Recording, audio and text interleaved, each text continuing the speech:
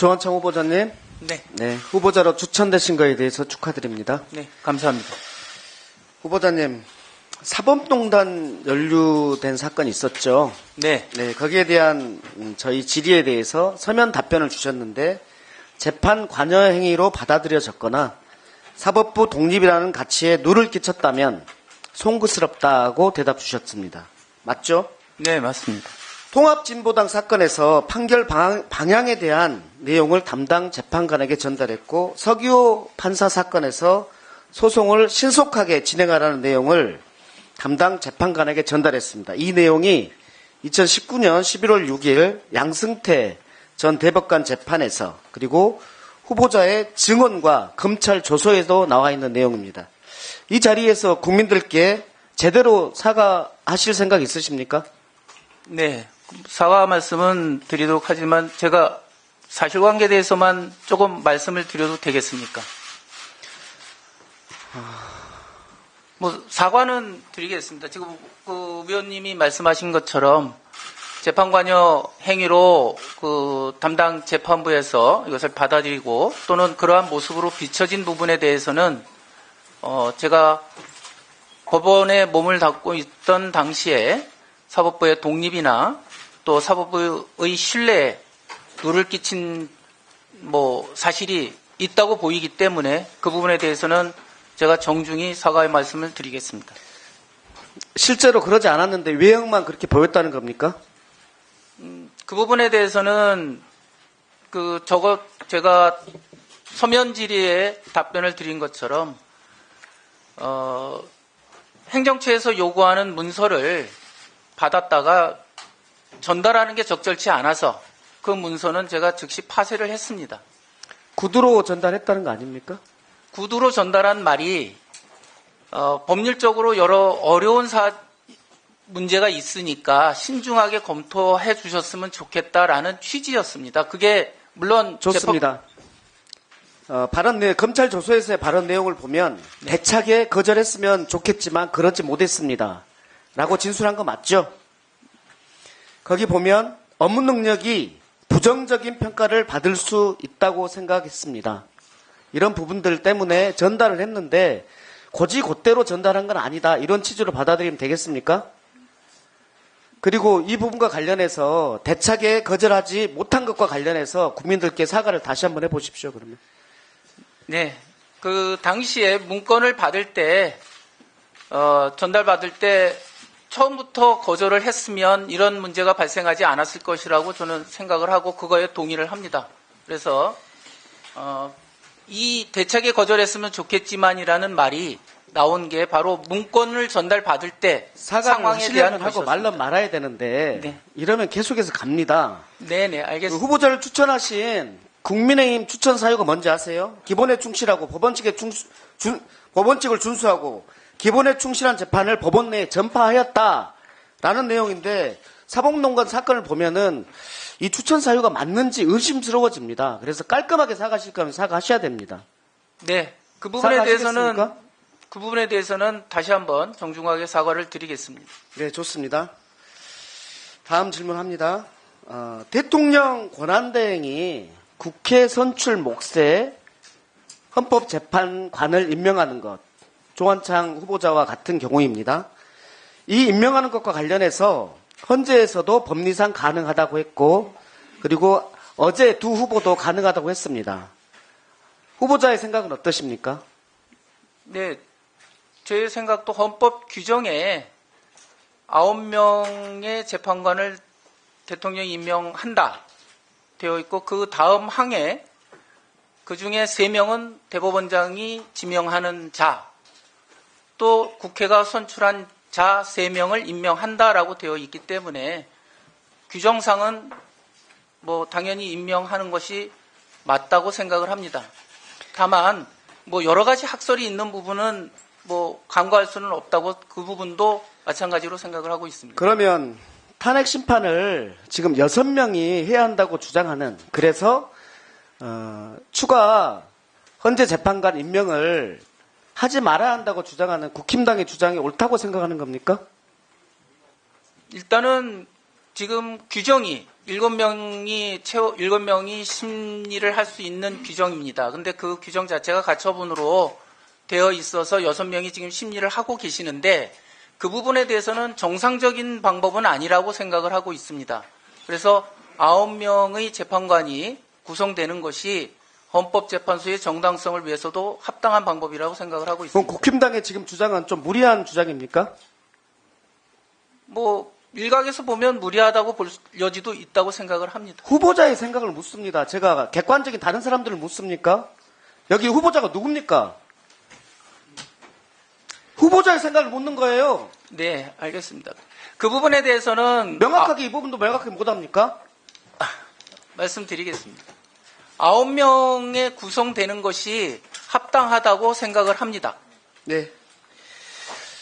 그 성공한 쿠데타는 처벌할 수 없다. 어디에 나온 말인지 알죠? 네. 5.18 내란 불기소 사건에 나왔단 말입니다.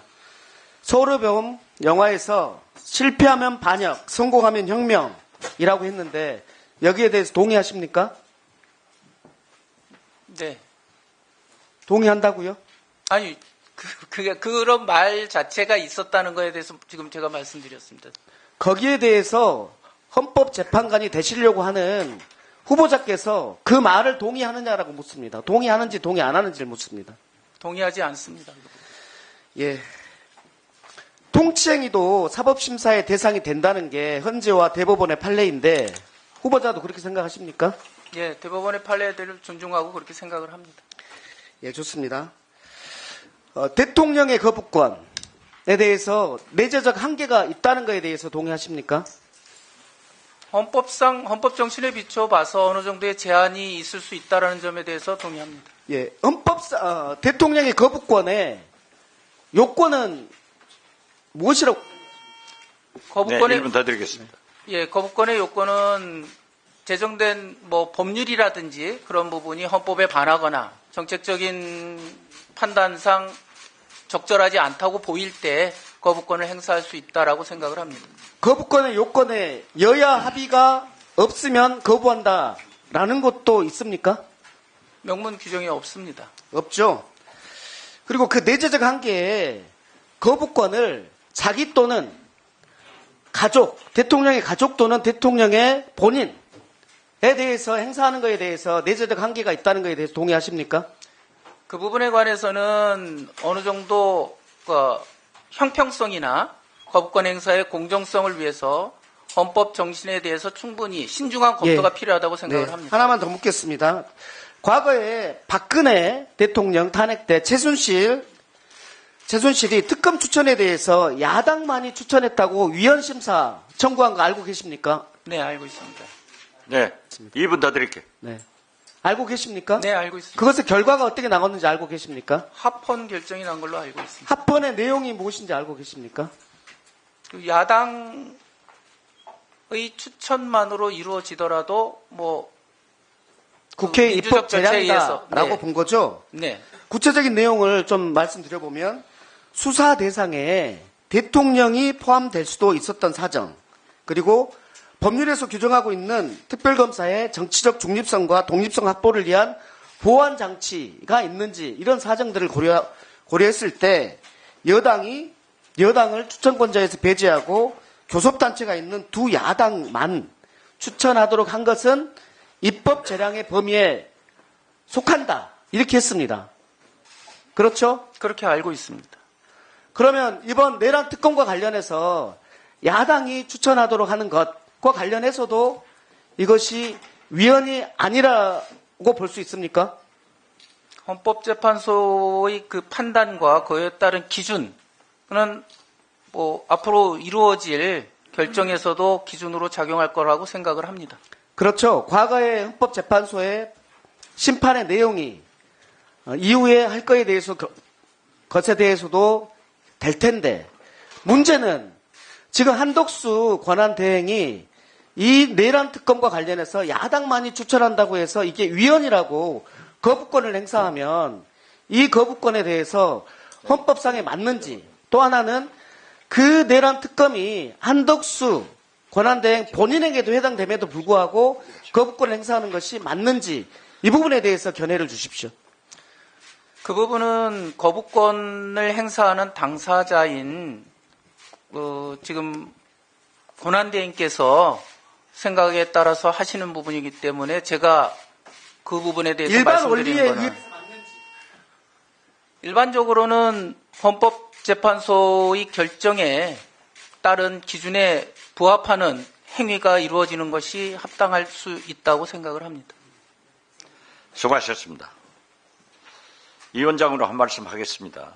우리 의원님들께서도 지금 후보자는 아직 헌법재판관이 아닙니다. 그렇기 때문에 후보자를 검증하면서 개인적 소신을 물는 것은 좋습니다.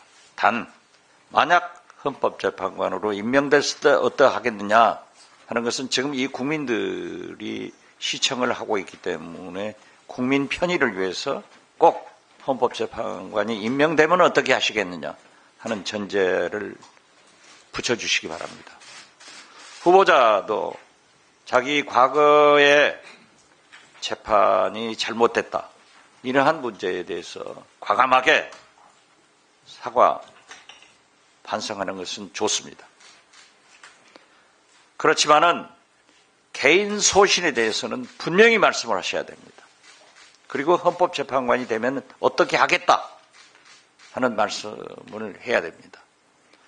제가 이번 국회에서 4번째 인사청문회를 하는데 인사청문회는 김대중 정부에서 맨 처음 시작했는데 그때만 하더라도 과거만 하더라도 대개 도덕성, 즉 재산, 병역, 학력 이러한 것들이 주가 됐는데 이번 내부의 청문회를 경험하면서 보면은 그러한 것들은 다 굉장히 투명해진 것 같아요.